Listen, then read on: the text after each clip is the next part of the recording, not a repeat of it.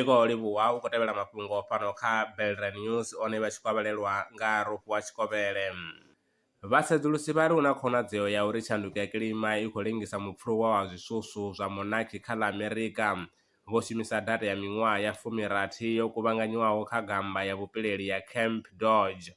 Mawanwa a tsedzuluso o bvisela khagala uri hu na u tsela fhasi ha tshivhalo tsha zwisusu zwine zwa ḓidzhenisa kha mupfuluwo wa ṅwaha nga ṅwaha.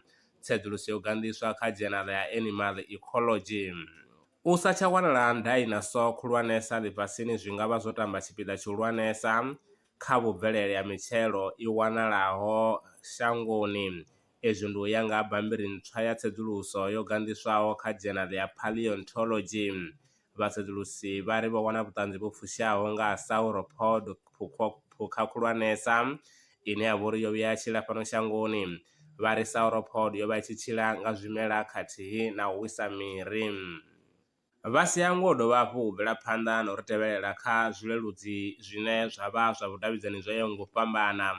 Rine ri wanala kha Spotify, Belrand News, TikTok @Belrand News, X Twitter @Belrand News, YouTube channel ndi @Belrand News, email ndi news@belrandbrands.co.za kana uri fonela kha 083 861 2263.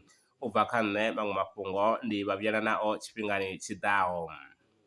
Ndaa. Belrand Brands Fast Foods vhengele ḽavho ḽo vha farelaho zwiḽiwa zwa maimo nahone zwa u ḓifhelela. A vha ḓi vha fhe nyanḓala nga u ḓiwanela zwiḽiwa nga mutengo wa fhasisa. Plate ya ṋama ya kholomo ndi 40 randa fhedzi, plate ya magulu nayo ndi nga 40 randa fhedzi, ngeno plate ya voros na mukokoroshi hu 35 randa fhedzi. Ndi dovha ra rengisa machips, magwinya, tea na kofi ngeno ri tshi deliver kha vha re Thohoyandou. Vha ri wana Elegant Garage, JJ Motors ya kale, tsina Glass Fit kha ḽa Thohoyandou. Kha vha fonele Masa Mulaudzi kana hu ḓivha ene Mulaudzi zwino zwino 071 430 4461. Muro Group Pty Ltd ndi rine vho rakontraka vhane vha vha fhaṱela nnḓu u thoma fhasi nga mitengo re fhasisa. Vhone vha ri sumbedza puḽane ya nnḓu ya muḽoro wavho, rine ra renga material ra vha fhaṱela vha ṱoḓa nga u dzula. Zwoṱhe zwine vha khou ṱoḓa zwi tshi dzheniswa kha nnḓu yavho ri ḓo vha dzhenisela, u thoma kha roofing, plastering, u plumber no panga dzi ceiling. Ri ya vha fhaṱela nga tshikolodo, vhone vha badela nga ṱhukhu nga ṱhukhu. Rine ri wanala Elimu na Thohoyandou fhaḽa Block G. Fhedziha ri shuma hoṱhe hune vha khou ri ṱoḓa hone. Nomboro ndi 060 799 3290 kana 082 268 8716.